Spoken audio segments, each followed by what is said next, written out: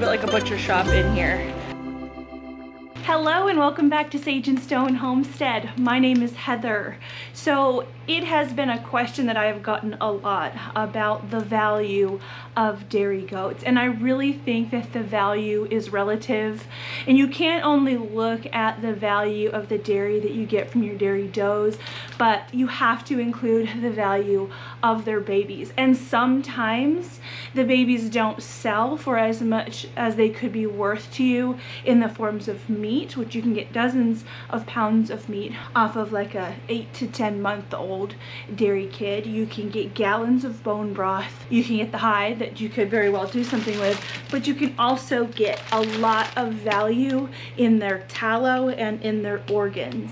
So I've actually been buying a supplement, a liver supplement, to help give myself a boost. This is a supplement that I've been buying, and I think it's $36 or $37 for a month's supply. And I don't know exactly how much is in one of these little capsules, but I think that I'm able to make a pretty big dent as far as what I would be paying for supplements by just using what we have here. So I actually have some livers, I have hearts and kidneys that I'm going to be putting as like an organ meat supplement as a whole, and I will be freeze drying those organs before I powder them up. And then with the fat, this is what we are looking to accomplish. This is rendered goat tallow from last year.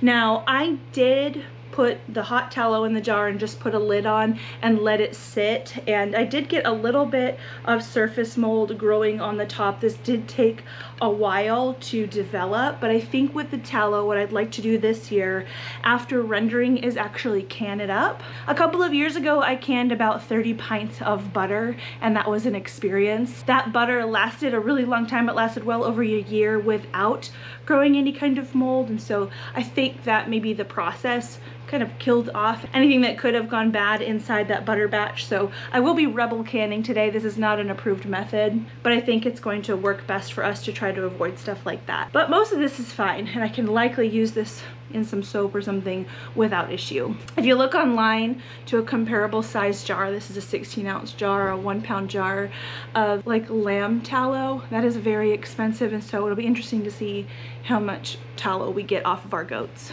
So I've actually been collecting organs for a little while. We do periodically butcher goats throughout the year as needed, and I've been collecting some livers and things in the freezer. I have been wanting to freeze dry them, but when you have a freeze dryer, it's recommended that you fill the freeze dryer all the way up, like all the trays have something on them before you run it. And I just haven't had the quantity of organ meats that I would need in order to make that happen. It looks like I probably gave one of the kidneys to the dog in this instance, but I have a kidney, I have a heart, and down here is the liver. The liver has a little bit of freezer burn on it. I wouldn't worry about that.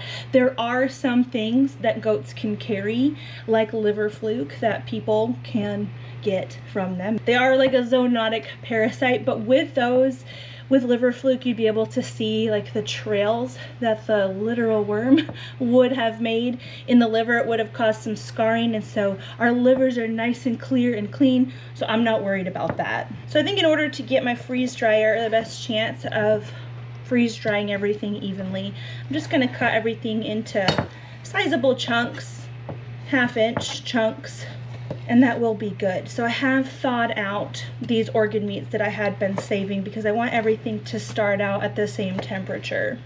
If you wanted to get the benefits of organ meat but you didn't have the desire to dry it and freeze it, or maybe you don't have a freeze dryer, I'm pretty sure you could do this same thing with a dehydrator. But what you can do as well is chunk up the organ meats and actually put it in your ground meat pile before you grind it up, and all the organ meats and things will blend into the ground meat, and it's very likely that you won't know that it's there.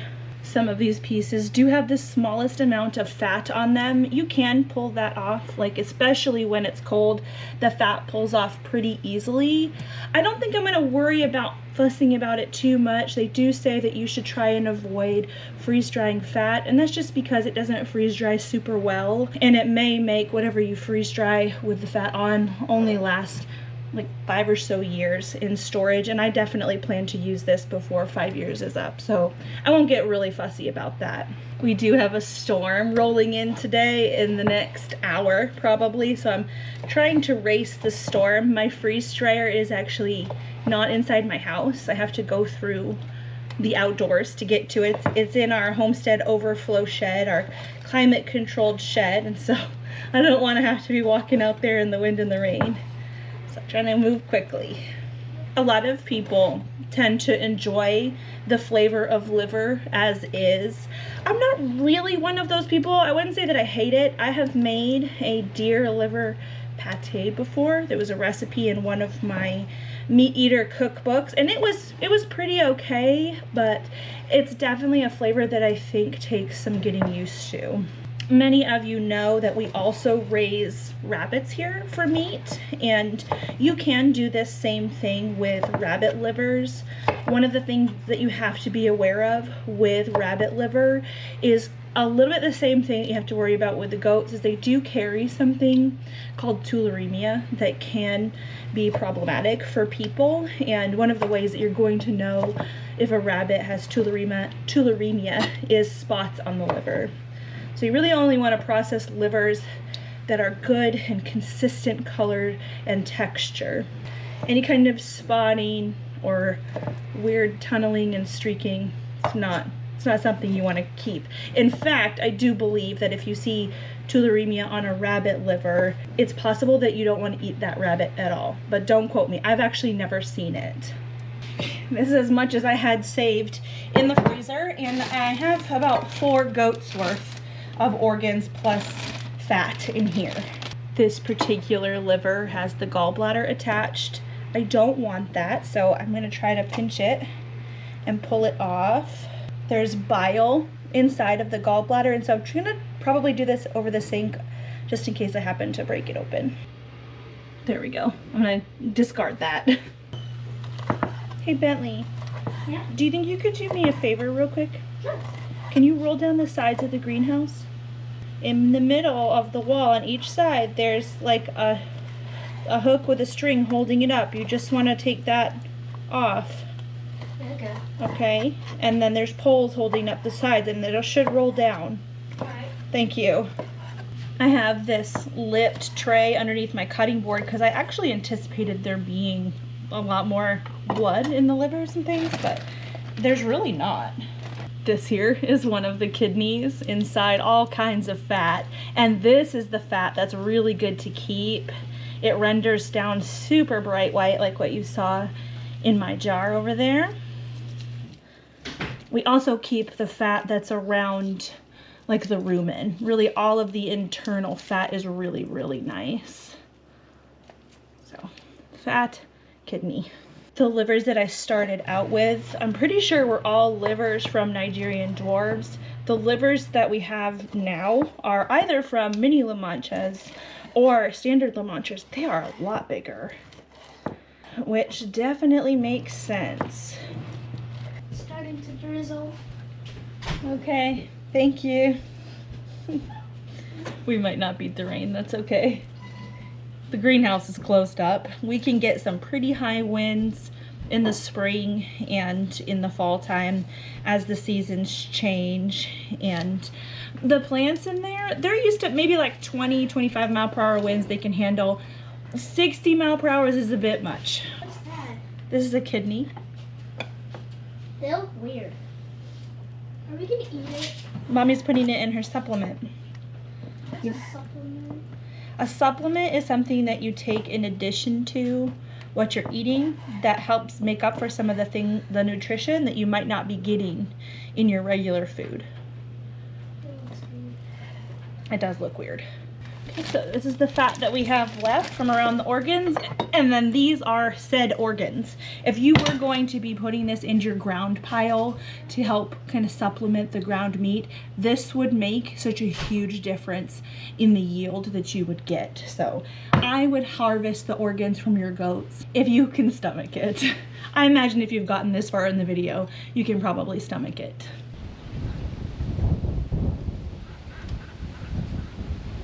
I'm not the biggest fan of severe weather, but that's gorgeous.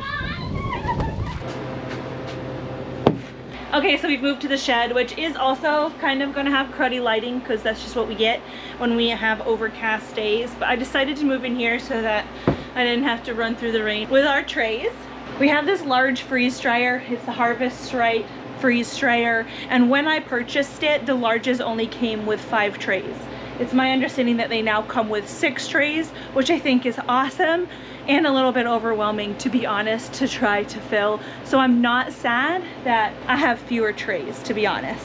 They do want you to pre-freeze the freeze dryer before you load the trays, and I did that before we started cutting up the organs. Right now it's 27 degrees in there and dropping. So ideally I will fill these trays somewhat evenly, spreading things out. It's probably not necessary that everything be in a single layer, but that's what I'm gonna aim for. Nice even distribution.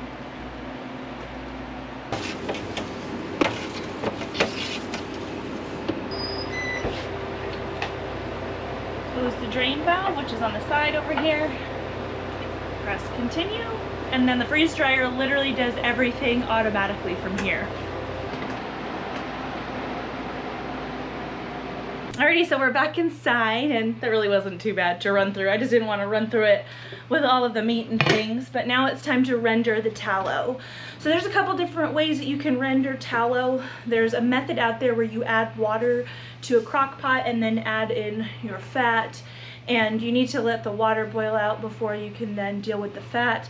That's a little bit too fussy for me, so I don't add any water when I render down my fat. I just keep a close eye on it and render it low. And we do get a nice white fat, so don't you worry. You will also see where some people will freeze the fat and then run it through a meat grinder to get it to really small pieces. You can do that. The smaller the pieces are, the faster they're going to render down. I don't get fussy about trying to run fat through a grinder. We have done that in the past, and I don't know if it's our grinder or what, but the grinder itself heats up so quickly that the fat just starts to melt anyway. But this is one of the pieces of fat. This is the caul fat that came off the rumen, and it's in this beautiful sheet.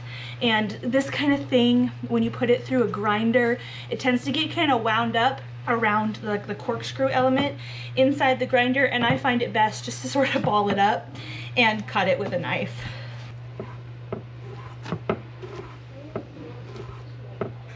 Okay, nothing super small, small enough. I'm gonna turn my crock pot on low.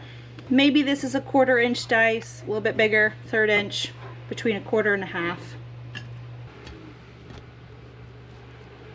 All right, so now that we've got all the fat in here, it's just gonna take time from here. I will be stirring this periodically, and you can probably see that we're starting to get a little bit of a grease spot down in the corner. As things heat up, that tallow will render out, and when I get enough of it at the bottom of the pot in here, that's when I'll start to bottle it, but it's gonna be some time. And if at any point I have to step away, like in about 2 hours I'm gonna have to go milk the goats, I will just shut this off and then resume on low temp once I can be near it.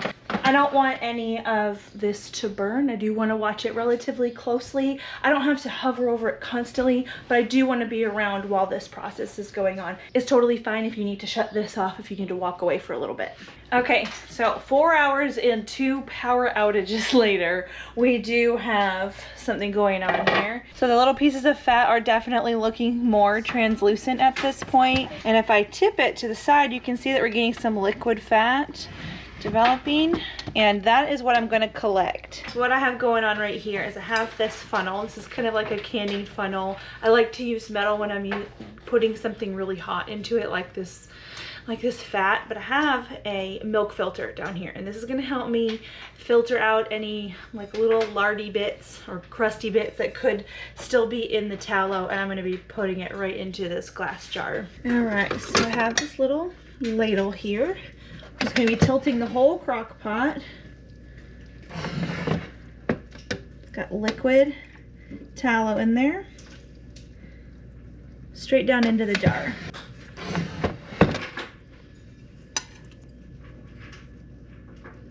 So at this point, I am going to treat this tallow jar as if I am going to can it. And I will, but I am going to wait to can it until I have all of the tallow rendered. So I did drip a little bit of fat onto the rim of the jar here. So I'm just taking a little bit of vinegar with a paper towel and cleaning that off because I am going to want to have a good seal on these. Fresh lid and ring. Fingertip tight, and at this point I'm just going to set this to the side. This is going to cool and solidify, but I'm going to be repeating this process until all of our tallow is rendered.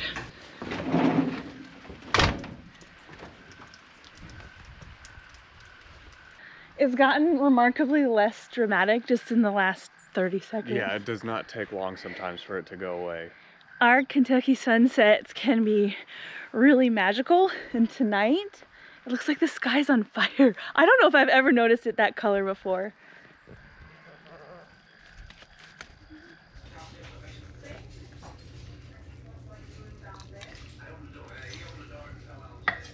Okay, so we are 7 hours post starting the tallow project this morning, and I have gotten 4 of these half pints rendered out of the fat that we pulled off of the inside of those 4 goats. I have gotten more fat off of my goats in the past. Now we still have quite a bit of meat in the refrigerator that has been resting for almost a week now at this point, and we will be pulling a little bit of fat off of the meat from in there and rendering that as well. But the fat that's on the inside of the animal really is the best for things like balms and salves and body products, and so I really wanted to get some of that put away. Now this is very hot, but I want to show you what's going on the inside. You probably saw it as I was filling that last jar. You see in there, it looks like we've got bacon bits in here. And this, I think they're called cracklins. In the past, we have fed these to the chickens, but lots of people have told me you need to put the salt on those and eat it with a spoon.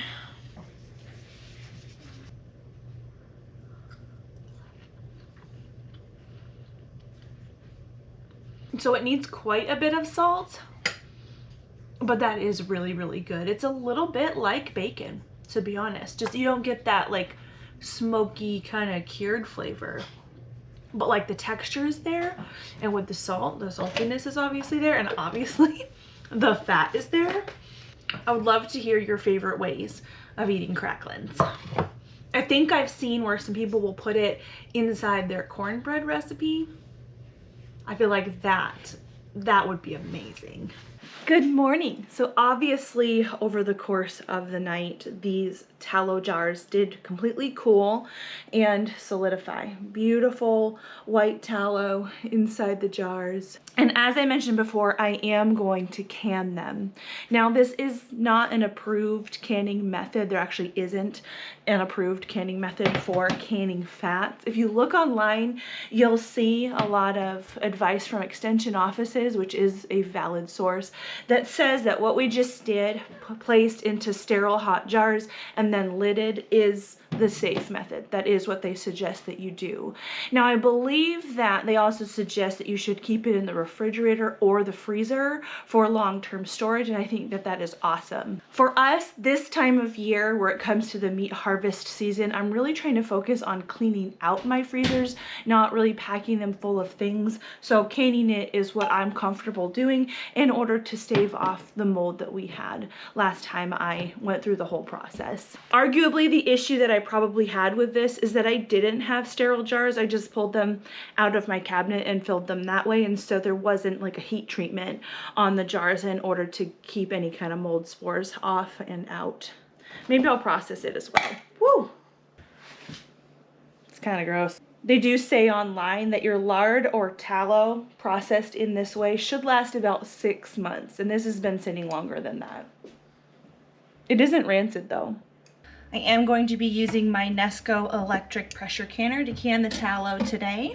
When I canned butter in the past, I went with the recipe that I saw from Homestead Heart, Those pints of butter were canned for an hour. I was looking online last night to see what other people did because I know that this is gonna liquefy, and really I'm not necessarily worried about it getting to a certain high temperature in order to avoid botulism. What I'm afraid of is the mold spores, and it looks like mold is killed at around 140 to 160, and you really probably could even water bath these and achieve the same effect. So I am gonna go with the 25 minutes for this pint and half pints. Because I'm starting with a cold canner and cold jars, not cold, okay, but room temperature, I'm gonna start with room temperature water. Inside this canner, there is this little trivet, but these half pints keep falling over, and I really don't want them to do that, especially when the tallow liquefies. That could compromise our seal by splashing the tallow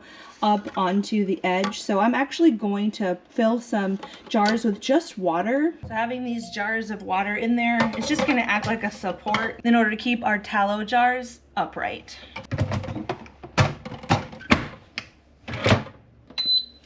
Well, welcome back. It is the next day, and actually the freeze dryer was done with these liver cubes and other organ cubes at some point yesterday. I just didn't have the time to check on the freeze dryer, and what's awesome about a freeze dryer is that it doesn't need you to be on top of it, which like I really need in my life.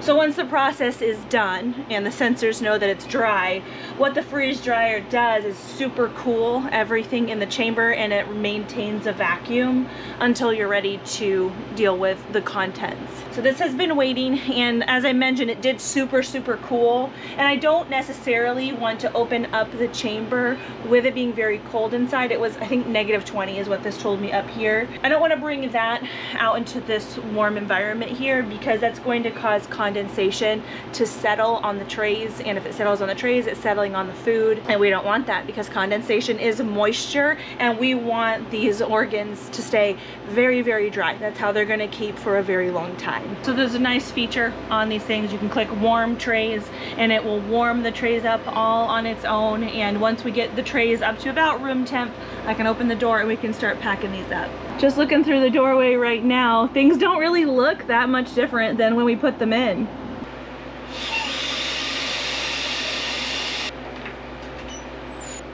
It's so weird. We've been freeze drying for a couple of years now, and it's always so strange to open up the freeze dryer and feel how dry everything is. It's very light, and I do want to move pretty quickly in packaging these up.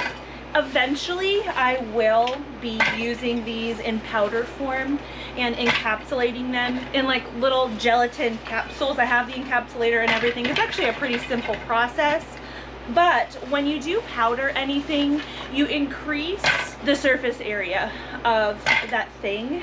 And when you increase the surface area, you just give more chance for the organs in this case to absorb some moisture and start to break down. So they're just gonna last a little bit better for me in this state, and then I can blitz them up as needed.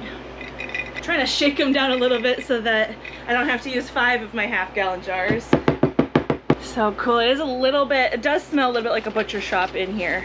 Not every time we freeze dry, but sometimes I can smell what we've got freeze drying in the room while it's freeze drying, and this was definitely one of those times.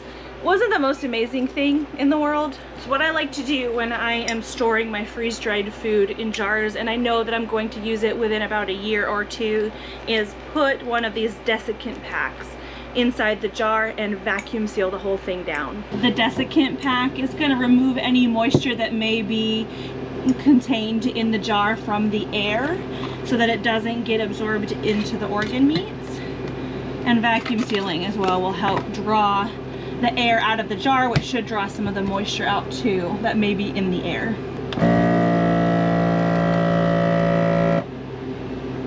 Did it work? Oh, yeah, it did. This is my first time using this particular vacuum sealer with the vacuum sealer attachment. That did work though. That took less time than my other vacuum sealer. It's kind of interesting. A lot of stuff that we freeze dry tends to seem like it's the styrofoam version of whatever it is, like apples or pears or whatever. I have never freeze dried raw meat at all, but This is actually harder than I expected that it was going to be. It's not exactly like styrofoam. It's definitely lighter, but there's a density there. Which honestly, that's encouraging to me because I feel like that means when I go to powder it up, it's not just gonna powder into nothing. We're gonna have quite a bit of the powdered organ meats to use as a supplement.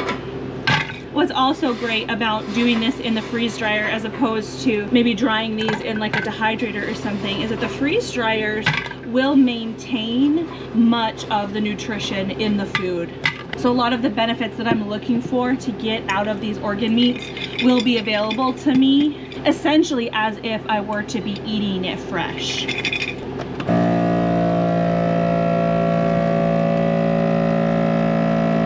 I realized I had pushed the wrong button before. There's an accessory button, and that is the accessory port. This is sucking out way more air. Okay. That's more like it. So that's a good seal. I gotta reseal the other one.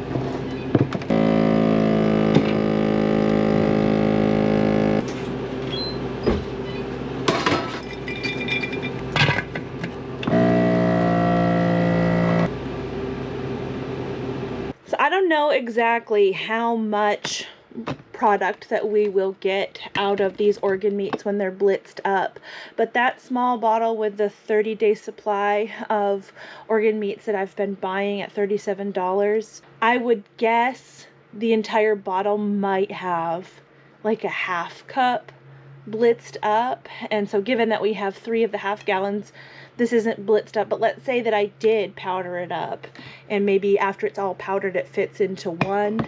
That's pretty significant. So what I believe we have sitting here is at least a couple $100 worth of value out of our dairy goats, and I cannot stress enough how worth it is to process your excess dairy goats on farm, not just for the meat, not just for the bones, not just for the hides, but for things like this. Both of these provide supplemental nutrition, absolutely, but you can actually use the goat tallow to make candles if you wanted to, and tallow is an amazing ingredient in a lot of body products. We tend to use it most in soaps. I actually use goat tallow in my shampoo recipe. A lot of people have asked if having a fat like that in your shampoo makes your hair greasy, and it doesn't. Actually, soaps are made with fats. I actually did take a video making our shampoo bar that includes goat tallow earlier in the year. I will link that up here, as well as the video I took when we first got our freeze dryer, all about how